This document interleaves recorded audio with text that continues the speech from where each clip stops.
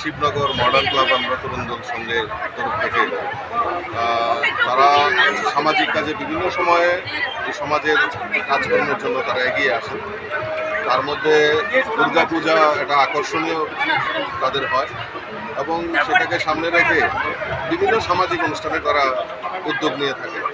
তো সেই কারণে ক্লাবের প্রতিষ্ঠা দিবসও রয়েছে সামনে।